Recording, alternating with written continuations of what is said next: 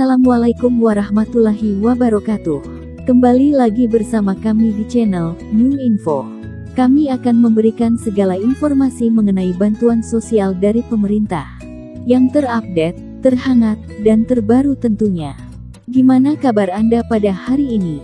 Semoga Anda selalu sehat dan bahagia. Amin. Bagi yang baru bergabung di channel ini, silahkan Anda tekan tombol subscribe terlebih dahulu agar channel ini terus berkembang.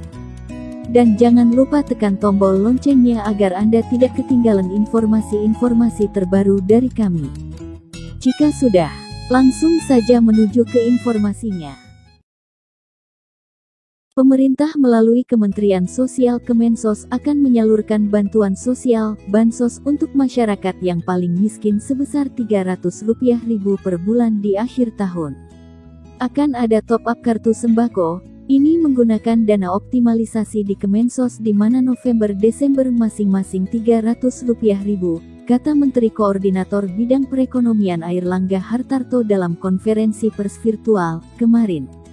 Bantuan akan diberikan kepada masyarakat yang sudah terdata di 35 kabupaten kota prioritas, khususnya yang berada dalam kategori kemiskinan ekstrim sesuai data Badan Pusat Statistik (BPS). Diberikan kepada 35 kabupaten kota prioritas terutama untuk penanganan kemiskinan ekstrem, jelasnya.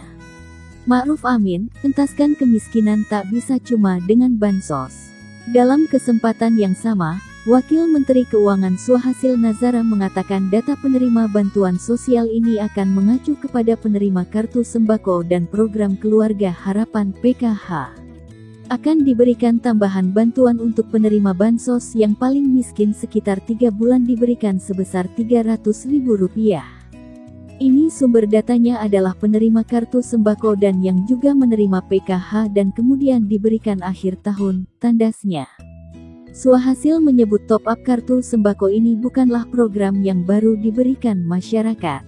Jadi bukan program baru, sifatnya top-up. Kemensos sekarang sedang mendetailkan nama dan alamatnya, kemudian melakukan top-up atas pembayaran. Ini sebenarnya sudah dilakukan sejak 2020 sudah ada beberapa top-up tandasnya. Informasi berikutnya yaitu, mengenai PKH tahap 4 yang isunya atau seharusnya dicairkan di bulan Oktober tahun 2021 ini. Namun apa daya, jika beberapa data Anda masih belum valid, jadi kami juga mengingatkan, agar semua KPM untuk benar-benar bersabar terlebih dahulu sampai semuanya siap. Jadi berikut ini penjelasan dari Kementerian Sosial terhadap KPM.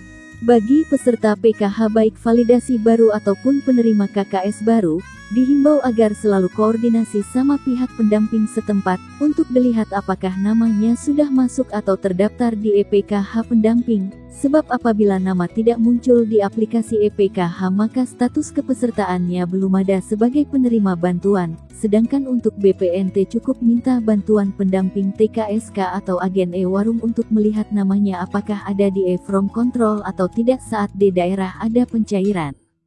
Intinya bagi KPM penerima KKS baru, baik PKH maupun BPNT termasuk validasi baru tetap bersabar tunggu proses yang sedang berjalan. Jika semua data Anda sudah valid, insya Allah pasti akan langsung disalurkan. Mohon KPM semua berdoa semoga segera turun SK pencairan PKH tahap 4 termin 2. Sebab jika tidak ada halangan ataupun hambatan, insya Allah mulai besok Senin akan dilakukan persiapan nama KPM yang di-SK-kan Kementerian Sosial untuk masuk dalam daftar SP2D termin 2. Berdoa semoga lancar dan segera turun SK-nya sehingga lekas diproses KPPN dan untuk diturunkan SP2D-nya kepada Bank Himbara. Sementara itu untuk BPNT Oktober sudah hampir merata di berbagai daerah.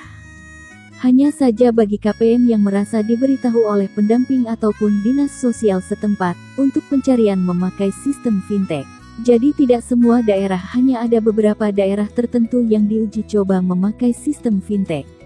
Tetapi KPM tidak perlu khawatir sebab jika memang daerahnya termasuk, maka akan ada pemberitahuan serta penyuluhan terlebih dahulu dari petugas terkait.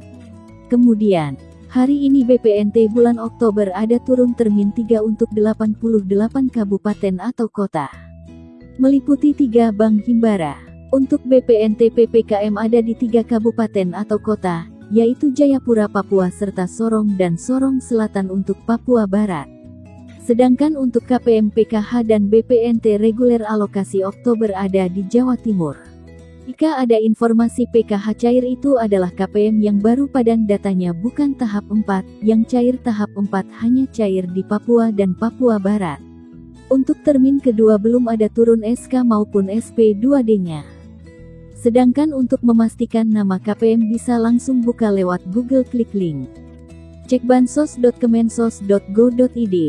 Sebab dari hasil perbaikan data, mengenai data yang tidak padan keluar dari DTKS menurut informasi yang ada bahwa ada KPM yang dulunya cair tetapi karena data kemarin tidak bisa dipadankan menjadi keluar dari DTKS, bahkan ada KPM yang belum cair tetapi datanya sudah padan masuk ke dalam data DTKS.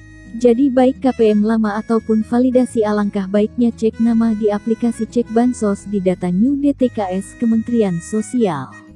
Ini ya saya berikan pemahaman kepada KPM semua mengenai pencairan PKH tahap 4. Baik KPM lama maupun KPM validasi baru bahkan KPM PKH yang baru cair kemarin pun semua ada kesempatan mendapatkan bantuan PKH tahap 4 cair kembali asalkan memenuhi persyaratan. 1. Masih punya komponen. 2. Masih layak menerima atau masih memiliki kelayakan sebagai penerima bantuan sosial.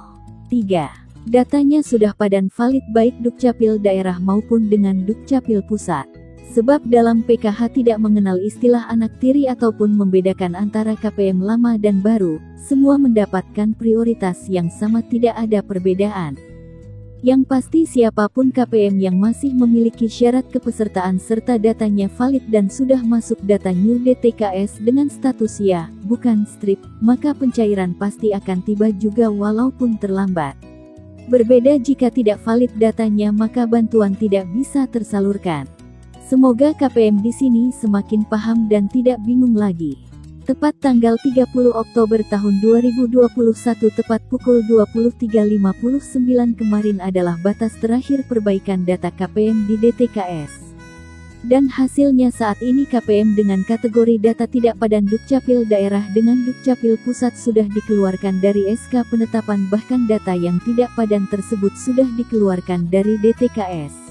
Sehingga saat ini bisa dikatakan data yang ada di DTKS adalah sudah bersih dan sudah valid datanya, sehingga KPM bisa bernafas lega karena bisa menjamin bantuannya akan lancar ke depannya. Sebab dengan validnya data dan sudah bersih, DTKS tidak ada lagi data bermasalah, maka ada kemungkinan ke depan nanti pencairan bantuan dari Kementerian Sosial bisa saja akan cair secara serentak seperti sebelumnya. Tetapi untuk saat ini masih berdasarkan termin dalam pencairan. Dan bagi yang sudah keluar dari DTKS akibat tidak padannya data maka secara otomatis tidak bisa dapat bantuan sosial dari Kementerian Sosial seperti PKH, BPNT, PIP bahkan PBI-nya. Dengan adanya data DTKS yang sudah bersih dari data bermasalah maka ada kemungkinan PKH tahap 4 termin 2 bisa saja akan turun dalam beberapa hari ke depan. Atau bisa juga minggu pertama November atau minggu ke tanggal 2 November. Bahkan tidak menutup kemungkinan pencairan PKH tahap 4 bisa saja hanya sampai termin 2 atau termin 3, sebab sudah banyaknya data yang telah padan. KPM hanya tinggal tunggu proses penyaluran dan kabar selanjutnya, sebab semua keputusan tergantung dari Kementerian Sosial RI dan hanya Kemensos lah yang tahu kapan PKH cair. Mohon bersabar tunggu informasi terbaik lagi ke depannya. Sekian informasi dari saya. Terima kasih telah menonton video ini. Tekan like dan share jika video ini sangat penting dan bermanfaat bagi Anda.